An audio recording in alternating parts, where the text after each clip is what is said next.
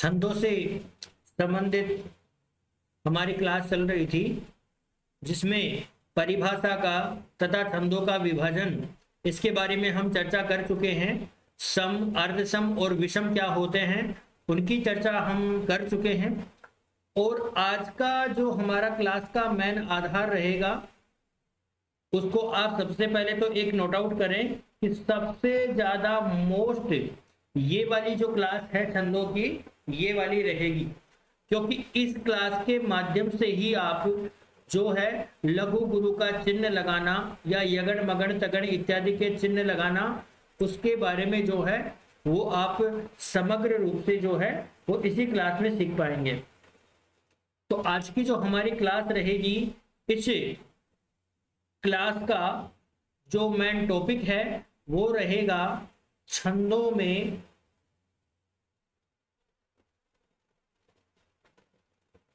लघु गुरु विधान।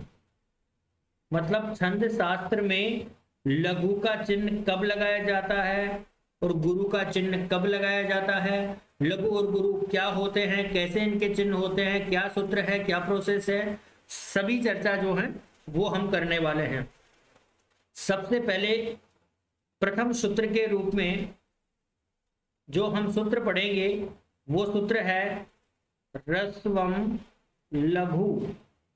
छोटा सा सूत्र है ह्रस्वम लघु।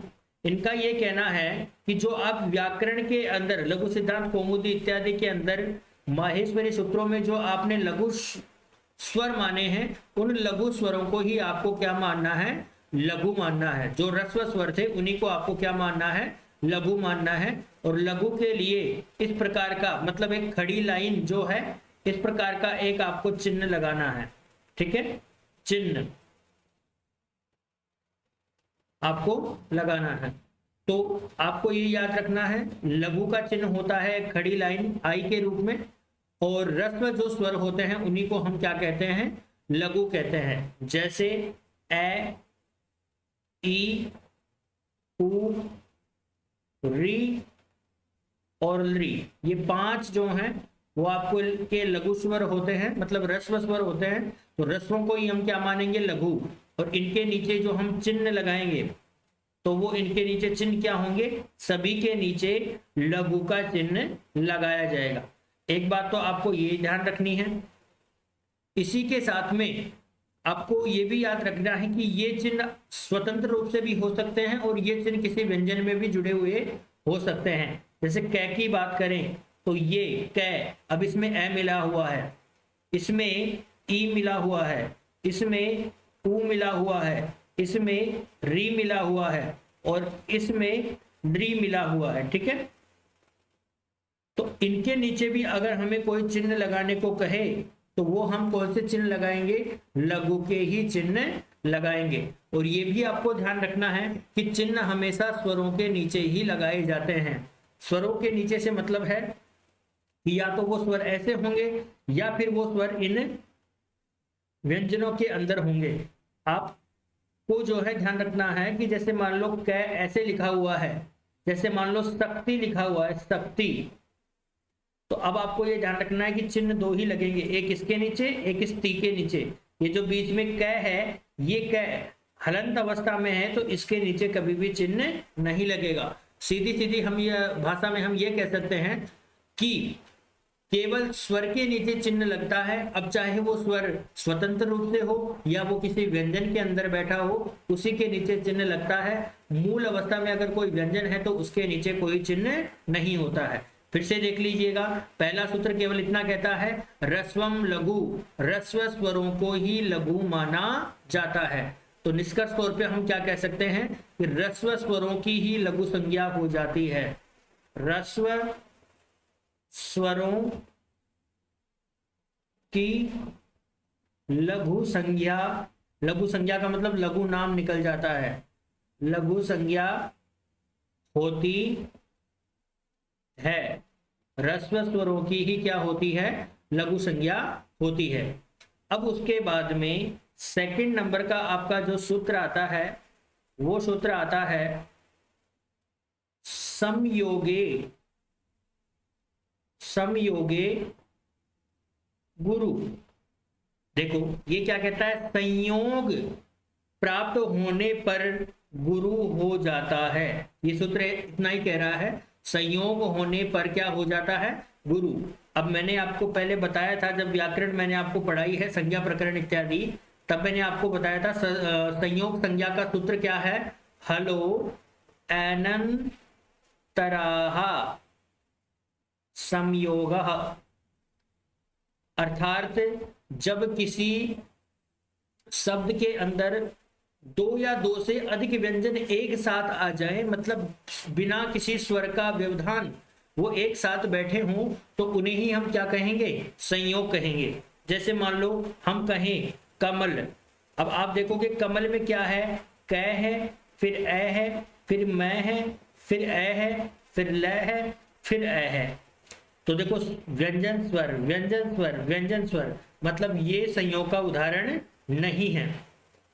लेकिन जैसे मैं कहूं इंद्र, तो ई न द र ए। अब आप देखो स्वर, स्वर के बाद में व्यंजन व्यंजन व्यंजन, तीन व्यंजन आ गए, दो भी आ जाते तो हम उसको क्या कहते, संयोग कहते। जैसे अक्ल, ए क ल ए, क ल अ, दो व्यंजन जब पास पास में बैठे हों, बीच में कोई स्वर नहीं हो, उसे ही क्या कहते हैं, संयोग। तो ये वाला जो सूत्र है सेकंड नंबर का, ये ऊपर वाले सूत्र से ही जुड़ा हुआ है। और इस सूत्र का इतना कहना है कि जो आप रस्व स्वर मान रहे हो, उन रस्व स्वरों से जस्ट आगे अगर कोई संयोग मिल जाए, तो फिर उन रस्व स्वरों को हम क्या कहेंगे, उन रस्व स्वरों को हम दीर्घ मान लेंगे। कैसे मान लेंगे, जैसे मान लो अकेला ए है, तब तो हम इसके नीचे ये चिन्ह लगाएंगे। लेकिन इस ए के आगे कोई संयोग है, संयोग का मतलब जैसे मान लो अक्ल मैंने लिख दिया, अब यहाँ पे ए और ए के जस्ट आगे क और ल, दो व्यंजन हैं, फिर इस ल में भी ए है लेकिन वो तो आगे है, तो यहाँ पे क और ल दोनों व्यंजन व्यंजन आगे होने पर अब ये जो आपका रस्व स्वर था, इस रस्व स्वर की जगह भी अब आपको क्या मानना पड़ेगा, गुरु मानना पड़ेगा।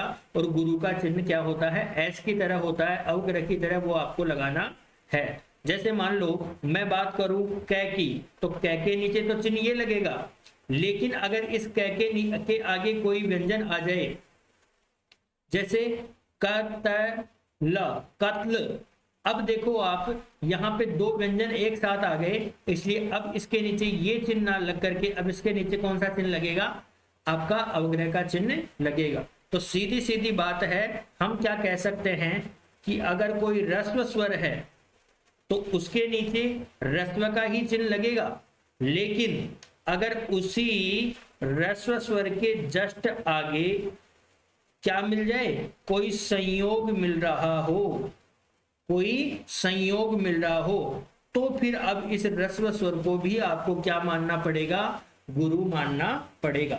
तो सीधी सी बात है, जब जब हमें रस्व मिलेगा तो हमें आगे जरूर देख लेना है। अगर आगे दो व्यंजन एक साथ बैठे हैं, एक साथ जुड़ करके बैठे हैं, तो फिर उस रस्व स्वर को भी आपको क्या मानना है, दीर्घ मानना है। तीसरा सूत्र आपका जो है, वो आपका तीसरा सूत्र है दीर्घम च, छोटा सा सूत्र है, च का मतलब और, तो ये क्या कहता है कि और दीर्घ जो हैं उनको तो आप गुरु मानोगे ही मानोगे। इसका कहने का मतलब है जैसे आ, ई, उ, री, दीर्घ लिखा है, री का कोई दीर्घ होता नहीं है, ए, ओ, आई और औ। तो ऐसे अगर आपको स्वर स्वतंत्र रूप से मिलते हैं या किसी व्यंजन में जुड़े हुए मिलते हैं, तो उनके नीचे आपको गुरु का चिन्ह लगाना है। इस एस की तरह दिखने वाला आपको क्या लगाना है, चिन्ह लगाना है। ये खुद स्वतंत्र रूप से भी हो सकते हैं, जैसे एकता, अब एकता में आपको ए दिख रहा है तो ये स्वतंत्र रूप से भी हो सकते हैं, और हो सकता है कि ये किसी में जुड़े हुए हों, जैसे के। अब इसमें ए जुड़ा हुआ है तो किसी व्यंजन में भी ये जुड़े हुए हो सकते हैं। जैसे सभी को हम कै में जोड़ें तो क्या बनता है, का, की, कु, क्री, के, को, कई और कौ। तो इनके नीचे भी आपको कौन सा चिन्ह लगाना है, ये ही चिन्ह लगेगा। तो अब देखो सीधी सी बात है, दीर्घ स्वरों के नीचे तो हमेशा दीर्घ मतलब गुरु का चिन्ह लगेगा ही लगेगा, और ह्रस्व स्वर है तो ह्रस्व स्वर के आगे, ह्रस्व स्वर के नीचे दोनों चिन्ह लग सकते हैं, ह्रस्व का भी लग सकता है, गुरु का भी लग सकता है, लेकिन डिपेंड करता है कि लघु का लगेगा या गुरु का लगेगा, ह्रस्व का लगेगा या दीर्घ का लगेगा। वो डिपेंड किस पे करता है, आगे आने वाले स्वर पर डिपेंड करता है। दीर्घ के नीचे तो दीर्घ ही होगा, दीर्घ के नीचे तो गुरु का चिन्ह। तो निष्कर्ष तौर पे हम क्या कह सकते हैं, निष्कर्ष तौर पे हम कह सकते हैं कि जो दीर्घ स्वर हैं, इन दीर्घ स्वरों के नीचे तो, दीर्घ स्वरों के नीचे हमेशा कौन सा सूत्र लगेगा, कौन सा चिन्ह लगेगा, गुरु का।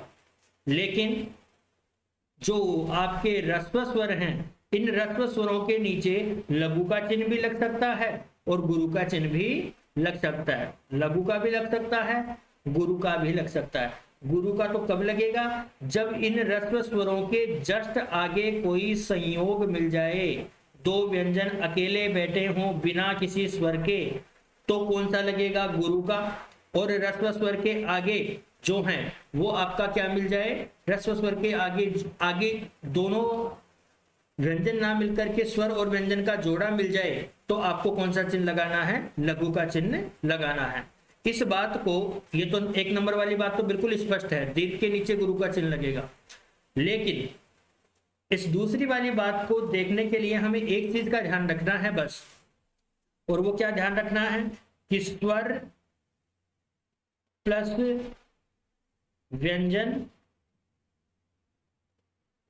स्वर प्लस व्यंजन या फिर व्यंजन प्लस स्वर,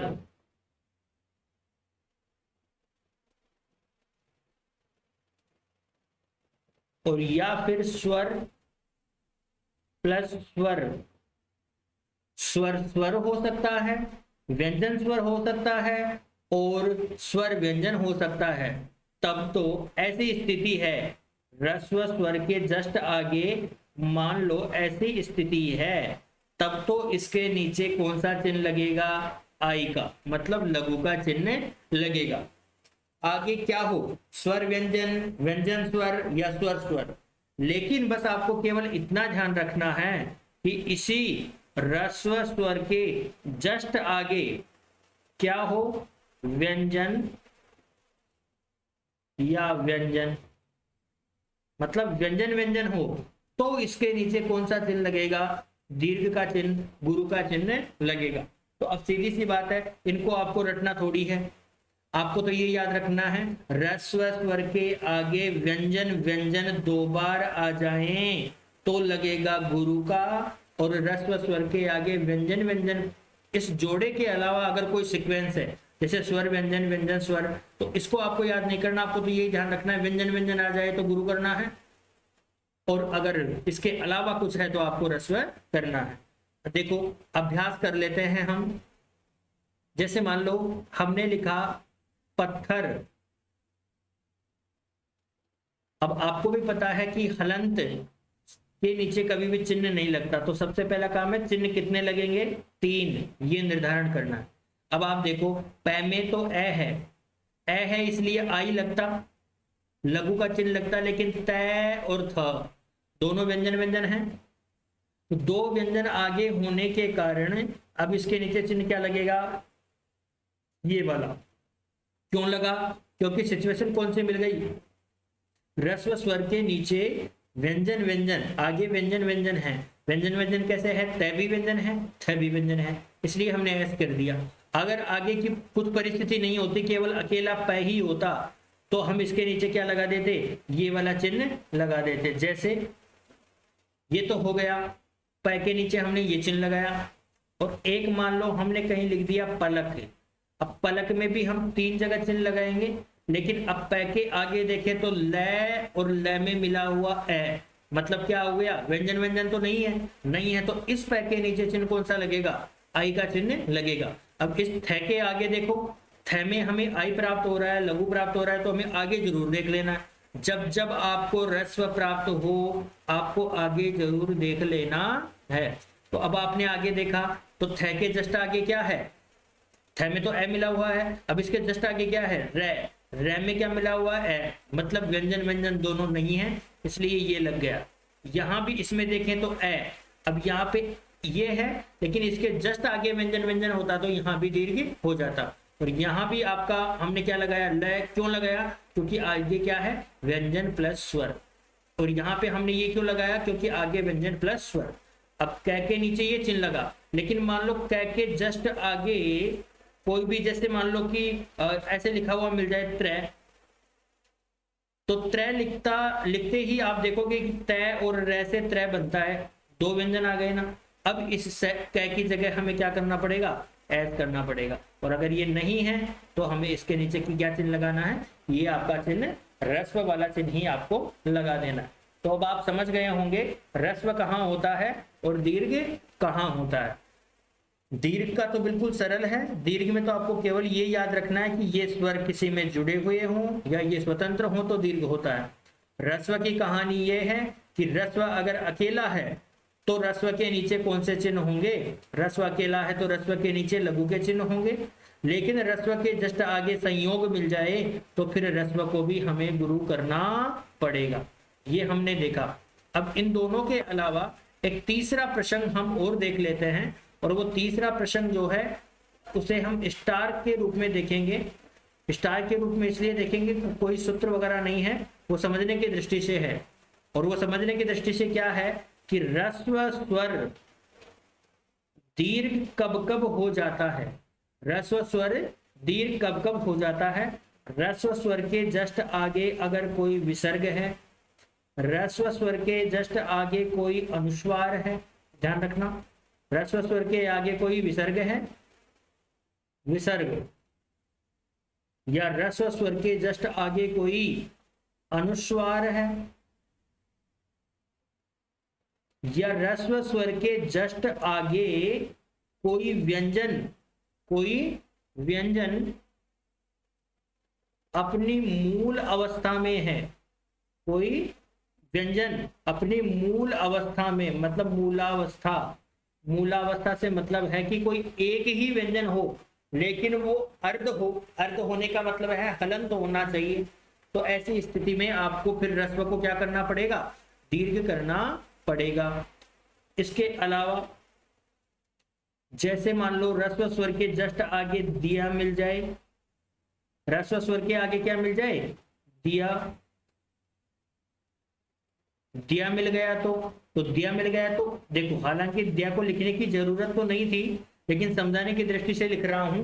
क्यों, क्योंकि द और यह 2 मिला हुआ है और दोनों क्या है, व्यंजन है, इसलिए ये संयोग के उदाहरण हो जाएंगे। ऐसे ही जो भी जिनमें 2 व्यंजन हैं वो सभी लिख लेंगे, त्रय, ऐसे ही श, ऐसे ही य, ऐसे ही श्रय, ठीक है। ये हमने देखा ये आगे हों तो ये इस प्रकार से होंगे। जैसे मान लो आगे अगर क्या लिखा हुआ है, ए, इसके नीचे चिन्ह क्या होना चाहिए, आई का, लेकिन इसके जस्ट आगे अगर विसर्ग है तो अब इसके नीचे चिन्ह क्या लगेगा, एस का। ऐसे ही जैसे मान लो ए है, ए के नीचे चिन्ह कौन सा होगा, आई का, लेकिन इसके जस्ट ऊपर आगे होने का मतलब ऊपर अनुस्वार है तो भी इसके नीचे चिन्ह क्या लगेगा, ये। ऐसे ही जैसे मान लो कोई ए है, इसके नीचे चिन्ह तो लगना चाहिए था आई का, लेकिन व्यंजन अपनी मूल अवस्था में, मतलब कोई एक ही व्यंजन हो लेकिन अपनी अवस्था में, जैसे तय लिखा और मूल अवस्था में हमने इसको कर दिया हलंत लगा करके, तो इसके नीचे क्या लगेगा, ये लगेगा। ऐसे ही मान लो जैसे हमने लिखा ए, अब ए के नीचे तो हमें ह्रस्व ही प्राप्त था, लघु ही प्राप्त था, लेकिन दिया, अब दिया कैसे बनता है? द और य से, इसलिए इसके नीचे ये लगेगा त्रय। तो अत्रय, इसके नीचे भी ये लगेगा। ऐसे ही अक्षय, इस ए के नीचे एस लगेगा। अज्ञः, अज्ञ जैसे अज्ञान, तो ए के नीचे क्या चिन्ह लगेगा? ये। ऐसे ही अश्रु, जैसे अस्त्रः, तो श्रय होने के कारण यहाँ कौन सा चिन्ह लगेगा? गुरु का ही चिन्ह लगेगा। मतलब सीधी सी बात है, आगे कोई ऐसा व्यंजन जो संयुक्त है और उसमें दो व्यंजन बैठे हैं, तो उनमें अब देखो, इनमें सब में दो दो व्यंजन हैं, जैसे द, य और ए, इनसे बनता है। त्र कैसे बनता है? त, र, ए। श कैसे बनता है? क, स, ए। ज्ञ कैसे बनता है? ज, ञ, अ। स्र कैसे बनता है? स, र, ए। तो दो दो व्यंजन हैं, सभी में क्या है? दो दो व्यंजन हैं। दो दो व्यंजन होने के कारण पिछले वाले को क्या कर रहे हैं? ये दीर्घ। कौन सा सूत्र प्राप्त हो रहा है? दूसरे नंबर वाला, संयोगे गुरु। तो ये बात आपको ध्यान रखनी है। आगे अकेला अगर कोई विसर्ग है, अब ऐसी परिस्थिति अगर है, तो ये यहाँ जो ह्रस्व स्वर आपको कोई भी प्राप्त हो रहा है, ए का तो हमने उदाहरण लिया है, ए की जगह ई भी हो सकता है, उ भी हो सकता है, री भी हो सकता है, तो इनकी जगह आपको क्या चिन्ह लगाना पड़ेगा? ये चिन्ह लगाना पड़ेगा। ये आपको विशेष ध्यान में रखना है। तो इसको आप बिल्कुल अच्छी तरीके से जो है आप इसको तैयार करें, कहीं कोई दिक्कत आपको नहीं होनी चाहिए। जैसे मान लो हम कोई उदाहरण लिखते हैं, प्रैक्टिस करते हैं, यहाँ आपको प्रैक्टिस की बहुत ज्यादा जरूरत है, क्योंकि अगर यहाँ चूक गए तो आगे फिर आप उन चीजों को नहीं कर पाओगे। हालांकि मैं छंदों से संबंधित ऐसे ट्रिक बताऊंगा आपको कि आपका प्रश्न कहीं गलत नहीं होगा, लेकिन वो प्रश्न कौन सा प्रश्न हो सकता है कि कोई श्लोक दे और उस श्लोक में आपको छंद का नाम बताना हो, वहां तक तो एक ट्रिक के माध्यम से काम हो जाएगा। लेकिन इन फ्यूचर आप अगर कहीं अध्यापक बन के जाओगे तो पढ़ाओगे क्या? इसलिए आगे तक की सोचो आप तो, और पूरा जो डीप जितना भी चल रहा है उसको भी समझते रहो, और जो ट्रिक है उनको भी मैं आपको शेयर करता रहूंगा। जैसे मान लो अब हम यहाँ पे लिखते हैं, जैसे मान लो हमने लिख दिया यदा, यदा ही धर्मस्य ग्लानिर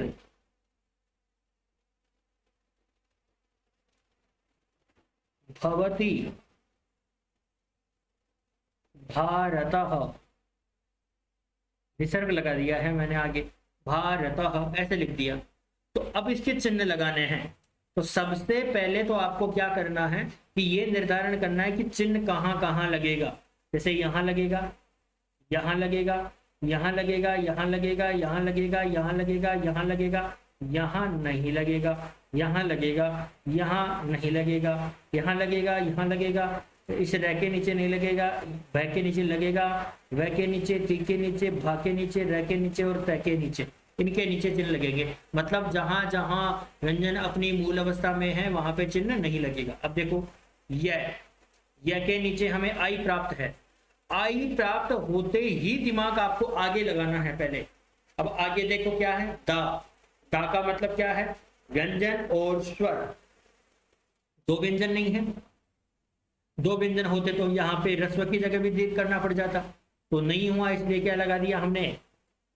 ह्रस्व लघु का चिन्ह। दा में तो सोचना ही नहीं है, एस, या में आई लगाएंगे फिर आगे देखेंगे, आई लगाने से पहले आगे देखेंगे। फिर हमने देखा व्यंजन प्लस स्वर, द और ए, द प्लस आ, इसलिए आई लगा देंगे। अगर व्यंजन व्यंजन मिल जाता तो एस करना पड़ता। यहाँ पे ए, यहाँ पे ही, आई लगाते हैं। आई लगाने से पहले एक बार देख लो आगे, आगे क्या है? ध ए, मतलब एक है व्यंजन एक है स्वर, इसलिए यहाँ कोई डिस्टर्बेंस नहीं करेगा। अब यहाँ देखो ध के नीचे भी आई प्राप्त था, लेकिन उसके देखो धर मत्स्य, धर रे बोल रहे हैं ना, तो आगे क्या है? यहाँ रे है, रे के आगे मैं है और मैं के आगे ए है, तो दो व्यंजन मिल गए, रे और मैं। इसलिए रे और मैं दो व्यंजन मिलने के कारण यहाँ पे अब प्राप्त तो आई था, लेकिन हमें क्या करना पड़ेगा? एस। अब इस मैं के नीचे भी हमें आई प्राप्त था, लघु का चिन्ह प्राप्त था, लेकिन स और य ये दोनों व्यंजन व्यंजन होने के कारण क्या करना पड़ेगा, दीर्घ करना पड़ेगा। अब ये देखो य, इस य के नीचे हालांकि य में ए मिला हुआ है, हमें लघु का चिन्ह ही लगाना चाहिए था, लेकिन देखो आगे इससे जस्ट आगे के दो देखो, ग ल दोनों व्यंजन व्यंजन है, इसलिए इसको भी क्या कर देंगे, दीर्घ कर देंगे। इसके नीचे चिन्ह होगा ही नहीं, ला में आपको सोचना ही नहीं है, दीर्घ कर देना है। निर भवति भारत, तो निर हमने लिखा तो र और भ दोनों व्यंजन हैं, इसलिए इस लघु को भी दीर्घ करना पड़ेगा। अब भ के नीचे भी लघु है, तो आगे देखा व का मतलब एक है व्यंजन एक है स्वर, इसलिए यहाँ कोई डिस्टर्बेंस नहीं हुआ, आई प्राप्त था और आई ही हो गया। यहाँ भी हमें आई प्राप्त था, आई प्राप्त होते ही हमें पहले आगे जरूर देखना है। आगे हमने देखा पहले व्यंजन है तय और स्वर है छोटी ई, इसलिए व्यंजन और स्वर का जोड़ा है, कोई डिस्टर्बेंस नहीं हुआ।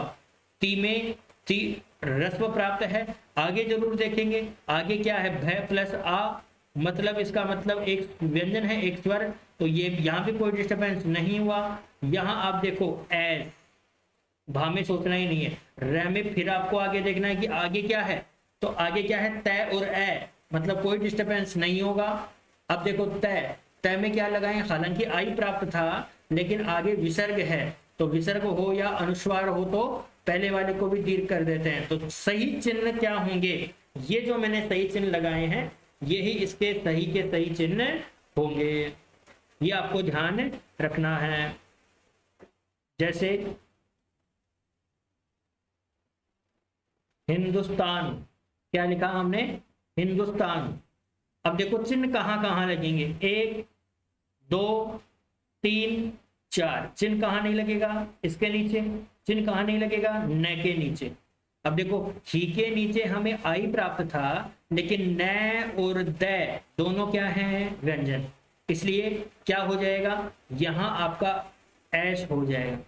दू में ऊ की मात्रा छोटी है, हमें रस्व प्राप्त था, लेकिन स और त दोनों व्यंजन व्यंजन आगे होने के कारण इसको क्या कर देंगे, गुरु। ऐसे ही तय, अब तय के आगे क्या है, मतलब तय के जस्ट आगे देखो आप न में क्या है, न और ए,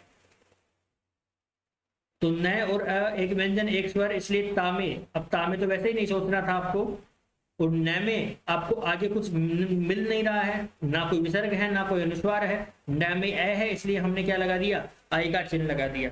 अब मान लो हिंदुस्तान और हिंदुस्तान के आगे कुछ होता और वहां हो सकता है इसको डिस्टर्ब कर दे, जैसे मान लो इसके जस्ट आगे आपको ऐसे मिल जाता कि हिंदुस्तान क्षत्रिय,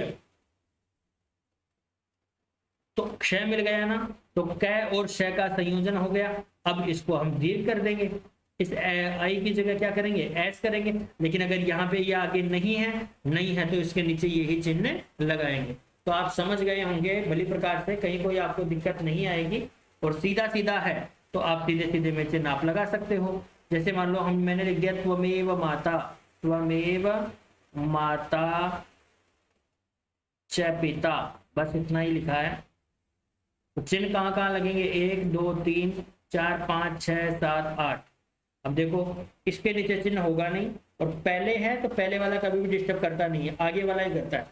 वह के नीचे आई प्राप्त था, आगे जरूर देखेंगे, आगे देखेंगे, आगे कब देखेंगे ध्यान रखना, जब रस्व प्राप्त हो तो ही आगे देखना है, अगर दीर्घ है तो डायरेक्ट दीर्घ ही कर देना है। तो रस्व प्राप्त है, आगे देखा मैं प्लस ए, एक व्यंजन एक स्वर, इसलिए जो प्राप्त है वो करेंगे। आगे व्यंजन व्यंजन के अलावा है तो यथा प्राप्त करेंगे। मैं में ए है, सोचना ही नहीं है, ऐस कर देंगे। वह में क्या करेंगे, आगे देखेंगे, आगे एक व्यंजन एक स्वर, क्या करेंगे, आई, यथा प्राप्त। माँ में सोचना ही नहीं है, ता में सोचना ही नहीं है, क्योंकि दीर्घ में तो दीर्घ ही होता है, च में आई हो रहा है इसलिए सोचेंगे। आगे देखेंगे पै और ई, एक व्यंजन एक स्वर, ठीक है, इसलिए यथा प्राप्त। इसमें आगे देखेंगे एक व्यंजन एक स्वर, तय और आ, इसलिए यथा प्राप्त। और ता में क्या करेंगे, एस कर देंगे, ठीक है। तो ऐसे आपको जो है कोई भी आपको चिन्ह लगाना पड़ सकता है। अब जैसे मान लो मैंने आपको बताया था, उदाहरण किसका दिया था, सत्यम, अनुस्वार का हो गया रामः, ऐसे ही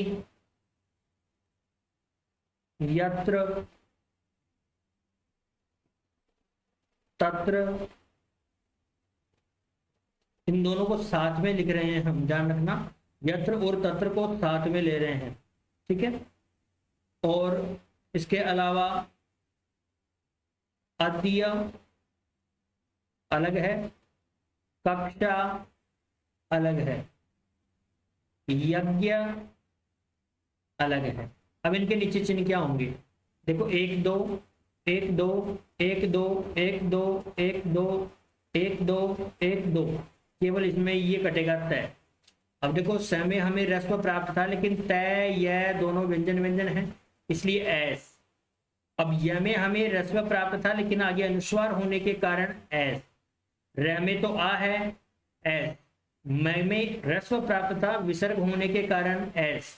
य में रस्व प्राप्त था, लेकिन त्रय कैसे बनता है, तय और रे, तो व्यंजन व्यंजन आ गए, इसलिए क्या कर देंगे एस। अब त्रय में ए है, तो हमें ये भी पता है कि हम व्यंजन के नीचे चिन्ह नहीं लगाते हैं, तो इसके नीचे तो चिन्ह क्या लगेगा, आई का ही लगता, ठीक है। तो आई का चिन्ह हम लगाएंगे, लेकिन आगे जरूर देखेंगे। आगे हमने देखा तय और ए, एक व्यंजन एक स्वर, तो यहाँ कोई डिस्टर्बेंस नहीं होगा, तो इस तरह के नीचे ये चिन्ह लग जाएगा। अब तत्र, तत्र में देखो यहाँ पे भी आई प्राप्त था, लेकिन त्रय तय और रे पहले वाले को डिस्टर्ब करेगा एस, तो इसके नीचे क्या लगेगा आई। क्यों, क्योंकि तय रे और ए, और हमें ए के नीचे लगाना है, और ये वाली स्थिति है, तो इस वाली स्थिति में आपको क्या करना है, यही आपको चिन्ह लगाना है। अद्य, ए के नीचे आई प्राप्त था, लेकिन द और य उससे दिया बनता है, विद्यालय वाला य दिया ऐसे बनता है ए, इसके नीचे आगे ये होने के कारण दीर्घ, और इसमें ये परिस्थिति होने के कारण इसके नीचे ये वाला। यहाँ पे पहले तो आता है कै और फिर आता है श, तो इस वाले कै को भी आगे कै और श ये होने के कारण इसको तो क्या कर देंगे दीर्घ, और इसमें आगे क्या है आ, इसलिए ये खुद अपने आप में ही क्या है दीर्घ। यहाँ रस्व प्राप्त था, लेकिन जय और यहाँ दोनों व्यंजन हैं, इसलिए दीर्घ। तो इसमें आगे ए मिला हुआ है, इसलिए इसमें क्या प्राप्त होगा आपको रस्व। ऐसे आपको चिन्हों का ध्यान रखना है। तो एक नोट तो आपको ये मैंने लिखा दिया है कि आपको आगे ये ध्यान रखना है कि आगे ये वर्ण है, तो आपको पीछे वाले वर्ण को दीर्घ करना है। और इनके खुद के नीचे देखो, मैंने इनके नीचे चिन्ह नहीं लगाया, क्यों, क्योंकि इनके खुद के नीचे चिन्ह क्या होगा वो डिपेंड करता है आगे वाले वर्ण पर। अब मान लो यहाँ पे कोई वर्ण आगे नहीं है ना, नहीं है, तो सबके नीचे आई का चिन्ह लग जाएगा। लेकिन अगर आगे कोई संयोग मिल रहा है, तो हो सकता है इनकी जगह भी आपको क्या करना पड़ जाए, दीर्घ करना पड़ जाए। एक नोट तो ये हो गया। और सेकंड नोट के रूप में आप जो हैं वो आप लिखेंगे, सेकंड नोट जो है वो आप लिखेंगे, वो क्या लिखेंगे कि कोई भी श्लोक होता है ना, कोई भी श्लोक, तो उस श्लोक के जो 4 चरण होते हैं, तो श्लोक का जो चौथा हिस्सा होता है, चतुर्थ अंश होता है, श्लोक का चतुर्थ अंश, श्लोक के चतुर्थ अंश को क्या कहते हैं, या तो कहते हैं पाद या कहते हैं चरण। और इसको बताने वाला जो सूत्र है वो है गेयः पादस् चतुर्थो अंशः। अवग्रह है ये, ठीक है, एक ही ध्वनि देगा।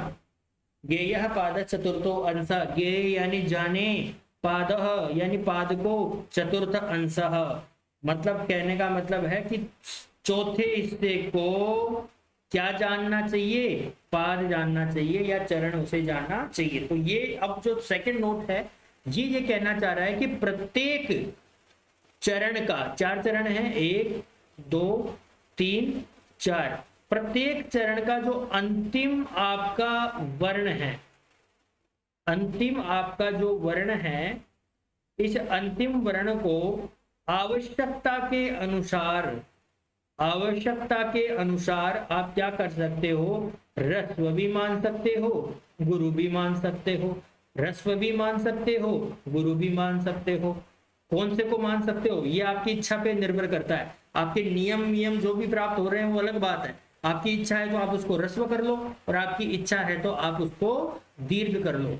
श्लोक का अंतिम वर्ण, जैसे मैंने बोला सर्वे भवन्तु सुखिनः, तो ये न ये जो प्राप्त हो रहा है, अब इस न को आप चाहो तो दीर्घ मानो और चाहो तो आप इसको ह्रस्व मानो।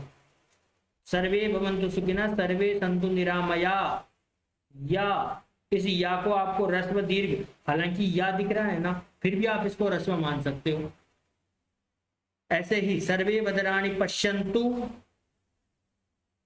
तो इस तू को आपकी आवश्यकता के अनुसार आप कुछ भी मान सकते हो। माँ कस्य दुख भाग भवेत तय, अब इस तय को आप ह्रस्व और दीर्घ दोनों में से कुछ भी मान सकते हो, लेकिन ये भी ध्यान रखना, ये कब मान सकते हो, श्लोक को या कह सकते हैं छंद को बनाने के लिए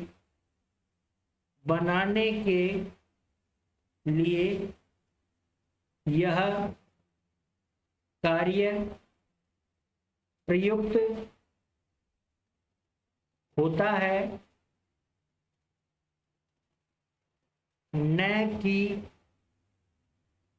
छंद को भंग करने के लिए।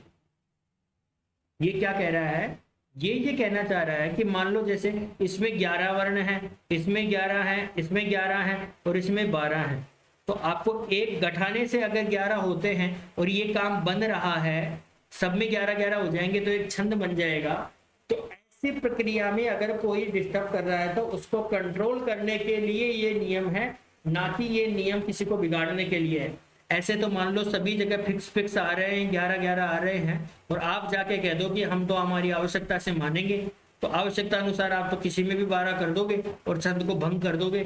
तो आपको ये भी ध्यान रखना है ये नियम कब लागू होता है, जब कोई छंद बैठ नहीं रहा है। तो जैसे होता है ना कि हम कोई ईंट बना रहे हैं और वो ईंट अगर थोड़ी सी लंबी बन गई तो हम उसके साइड में से जो है थाप मार सकते हैं, कच्ची ईंट है तो उससे क्या होगी, वो ईंट थोड़ी छोटी हो जाएगी, लेकिन वो थाप बीच में तो नहीं मार सकते ना, साइड में ही मार सकते हैं। तो ऐसे ही प्रत्येक आपका जो चरण है, इसके अंतिम को ही आप थाप मार करके ह्रस्व और दीर्घ दोनों कर सकते हो, लेकिन ये काम ईंटों की सेटिंग बिठाने के लिए होता है, ना कि ईंटों की सेटिंग बिगाड़ने के लिए। मान लो कोई ईंट बिल्कुल सही है और आप तो कह रहे हो कि मुझे तो थाप मारने के लिए कहा गया है, मैं तो इसमें थाप मार मार के सारी ईंटों को बिगाड़ दूंगा, तो ऐसा नहीं होता है। ईंटों को सही साइज में लाने के लिए ही वो थाप मारी जाती है।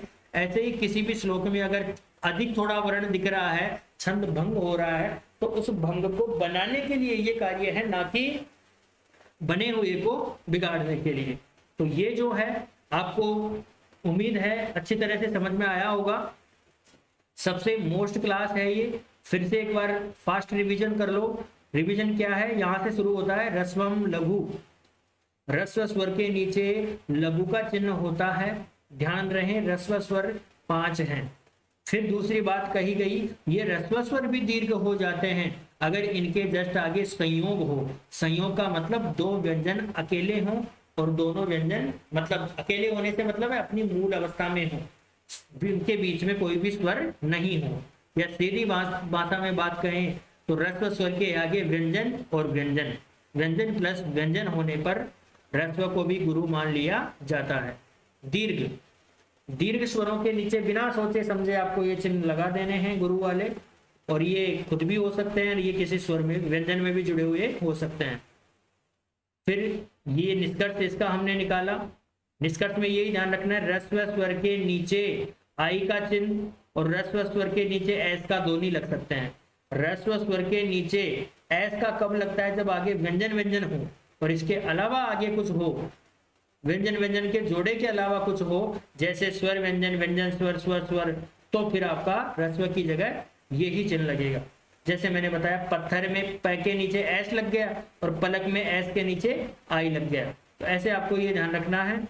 ये भी आपको याद रखना है, ह्रस्व स्वर के आगे अगर एक व्यंजन अपनी मूल अवस्था में बैठा है, जैसे अत, कोई विसर्ग हो, कोई अनुस्वार हो, दिया, त्र, क्ष, ज्ञ, त्र, जो संयुक्त व्यंजन है जिनके अंदर खुद में ही संयोग है, ऐसे व्यंजन आगे होने पे भी ह्रस्व स्वर के नीचे यही चिन्ह लगता है। ये हमने अभ्यास किया। अभ्यास के साथ में हमने ये देखा प्रत्येक चरण का अंतिम वर्ण आवश्यकता के अनुसार ह्रस्व एवं गुरु, ह्रस्व एवं दीर्घ, लघु या गुरु माना जा सकता है। और चरण किसे कहेंगे? श्लोक के चौथे हिस्से को चरण कहते हैं। और चरण कह दो या पाद कह दो, बात एक ही है।